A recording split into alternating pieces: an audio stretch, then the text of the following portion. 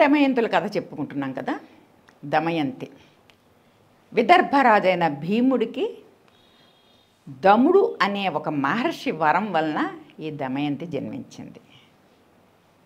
చిన్ననాట తన చిలిపి చేష్టలతో, తన బొమ్మలాటలతో, సౌందర్యంతో, బుల్లి బుల్లి కబుర్లతో అందరినీ అలరించేది.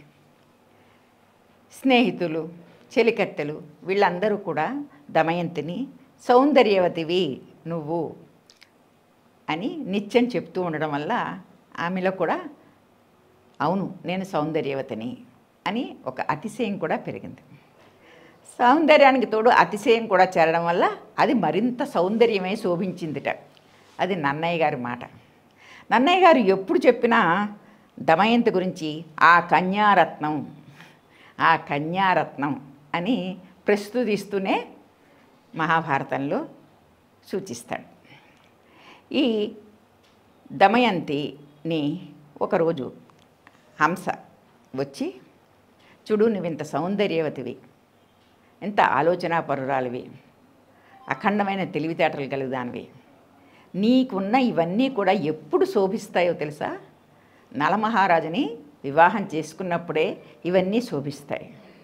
నీ వంశగౌరవం పెరగాలంటే, నీకు మంచి సంతానం కలగాలంటే నలమహారాజునే వివాహం చేసుకోవాలి. అతనే నీకు తగిన వరుడు, ధర్మపరుడు, పరాక్రమవంతుడు, సౌందర్య పిపాసకుడు, సౌందర్య రాశి.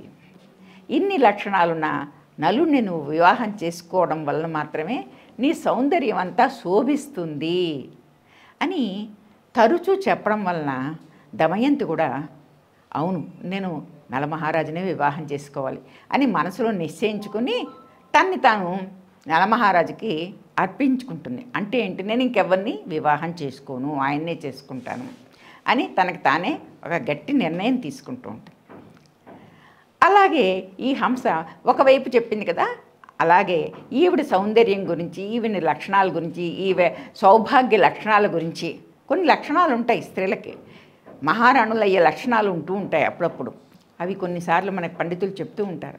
ఈ సౌందర్య లక్షణాల గురించి, వైభవోపేతమైన ఆమె అందం గురించి ఇవన్నీ కూడా నలుడికి చెప్పడం వల్ల నలుడు కూడా దమయంతిని వివాహం చేసుకోవాలని నిశ్చయించుకోడు, కానీ మనసులో ఆవిడ పట్ల ఒక రకమైన ప్రేమభావంతో ఉంటాడు. ఈ రకంగా వీళ్ళిద్దరూ ఉన్నప్పుడు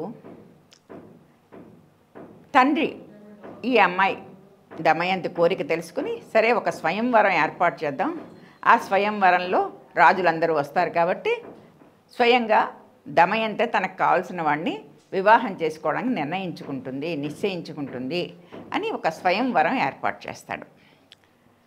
ఆ స్వయంవరానికి నలుడు బయలుదేరతాడు. నలుడుతో పాటు ఇక్కడ నలుగురు దేవతలు, ఇంద్ర, వరుణ, అగ్ని, యమ, ఈ నలుగురు దేవతలు కూడా ఈ దమయంతిని వివాహం చేసుకోవాలనే ఉద్దేశంతో వాళ్ళు కూడా స్వయంవరానికి బయలుదేరి అక్కడ రాజుగారు ఇచ్చిన భవనాల్లో ఉంటూ ఉంటారు. నలుడు ఎందుకు వచ్చాడు? దమయంతిని వివాహం చేసుకోవడానికి స్వయంవరంలో అతను కూడా వచ్చాడు. మొత్తం మీదకి ఏమైనా సరే ఈ నలుగురు దేవతలు కూడా కలిసి నలుడిని పట్టుకుంటారు. నలమహారాజా, నువ్వు తప్పితే ఈ పని ఎవరు చేయలేరు, ఏ పనో చెప్పరు, నువ్వు తప్పితే ఎవరు ఈ పని చేయలేరు, నువ్వు అబద్ధం ఆడనివాడి, సౌశీల్యవంతుడివి, సుగుణవంతుడివి, నువ్వు చేయకపోతే ఇంకెవరు చేయలేరు ఈ పని అంటే చెప్పండి మీరు అంట. నువ్వు ఎలాగైనా సరే దమయంతి దగ్గరికి వెళ్ళి మా నలుగురు దేవతల్ని వివాహం చేసుకోమనడానికి ఒప్పించు అని చెప్పమంటారు. నలుడు ఎందుకు వచ్చాడు? తను స్వయంగా వివాహం చేసుకోవడానికి వచ్చాడు. కానీ ఇక్కడ దేవతలు ఎప్పుడైతే అతన్ని ఈ రకంగా అతనికి ఈ కార్యం పురమాయించారో అప్పుడు అతను వెంటనే తన మనసులో ఆవిడ్ని పెళ్లి చేసుకోవాలి అన్న ఆలోచన తీసేశాడు. అంటే ఏంటి, తను ఆ దౌత్యం నిర్వహించడానికి తను సిద్ధపడ్డాడు. తన మనసులో ఇంకొక ఆలోచన ఉంటే ఈ దౌత్యం సరిగ్గా నెరవేరదు కదా. నెరవేరాలంటే అతని మనసులోంచి ఈ ఆలోచన తను ఆమెను పెళ్లి చేసుకోవాలి అన్న ఆలోచన పక్కన పెట్టేయాలి. ఎంత సద్గుణవంతుడో చూడండి. ఆ దేవతలందరూ అలా చెప్పంగానే సరే నా ప్రయత్నం నేను చేస్తాను తప్పకుండాను అని చెప్పేసేసి అతను దమయంతి దగ్గరికి వెళ్తారు. దమయంతి దగ్గరికి వెళ్ళి, అమ్మ చూడు, ఇలాగా నలుగురు దేవతలు వచ్చారు, ఇంద్ర, వరుణ, అగ్ని, యమ. ఈ నలుగురు దేవతలు కూడా నిన్ను వివాహం చేసుకోవాలనుకుంటున్నారు. అందుకని వాళ్ళని వివాహం చేసుకోవడం వల్ల నీ జీవితం మరింత సుఖమయం అవుతుంది, మరింత ఆనందకరమవుతుంది, మరింత వైభవోపేతం అవుతుంది అని నలుడు తనలో ఏ రకమైన కుత్సిత బుద్ధి లేకుండా దేవతల వైపే ఆలోచించి చెప్పాడు. ఆ మాట వినంగానే దమయంతి అంటుంది, వాళ్ళు దేవతలు, నిత్యము వాళ్ళకి నేను నమస్కరించడానికి మాత్రమే నేను తగిన దాన్ని. దేవతలకు మనం ఏం చేస్తాం? రోజు నమస్కారం చేస్తాం. అలాగే రోజు వాళ్ళని నేను నమస్కరించగలను, కానీ వాళ్ళని ఎలా పెళ్లి చేసుకోగలను? పైగా స్వయంవరం ప్రకటించారు మా తండ్రి. స్వయంవరంలో వచ్చిన రాజులందరినీ కూడా ధర్మబద్ధంగా నేను చూసి అందులో నాకు నచ్చిన వ్యక్తిని నేను